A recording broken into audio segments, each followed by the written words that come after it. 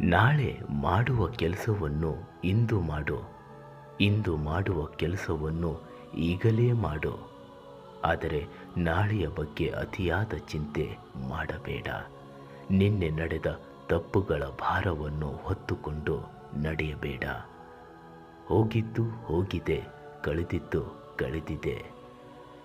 ಈ ಕ್ಷಣವೇ ನಿನ್ನ ಕೈಯಲ್ಲಿರುವ ನಿಜವಾದ ಸಮಯ. ನಿನ್ನ ಮನಸ್ಸಿಗೂ ನಿನ್ನ ಆತ್ಮಸಾಕ್ಷಿಗೂ ಸರಿ ಅನಿಸುವ ಕೆಲಸವನ್ನು ಧೈರ್ಯದಿಂದ ನೀ ಮಾಡು. ಯಾಕಂದರೆ ಜೀವನ ಬದಲಾಗುವುದು ನಿನ್ನ ನಿನ್ನೆಗಳಿಂದ ಅಲ್ಲ, ನೀನು ಇಂದು ತೆಗೆದುಕೊಳ್ಳುವ ಸರಿಯಾದ ನಿರ್ಧಾರಗಳಿಂದ. ಅದಕ್ಕೆ ನಿಯತ್ತಿನಿಂದ ಪ್ರಯತ್ನ ಪಡು, ಎಲ್ಲವೂ ಬದಲಾಗುತ್ತೆ. ನೋಡೋ ಜನ ನಿನ್ನ ಬಗ್ಗೆ ಅದೇನೇ ಮಾತನಾಡಿದ್ರೂ ಕಿವುಡನಾಗಿ ನಿನ್ನ ದಾರಿಯಲ್ಲಿ ನೀ ಸಾಗು. ಮುಂದೊಂದು ದಿನ ಸಮಯ ಎಲ್ಲದಕ್ಕೂ ಎಲ್ಲರಿಗೂ ಉತ್ತರ ನೀಡೇ ನೀಡುತ್ತೆ. ತಾಳ್ಮೆಯಿಂದ ಕಾದು ನೋಡು. ದೇವರಲ್ಲಿ ನಂಬಿಕೆ ಇಟ್ಟು ನಿನ್ನ ಕೆಲಸದಲ್ಲಿ ನೀ ಶ್ರಮಪಡು.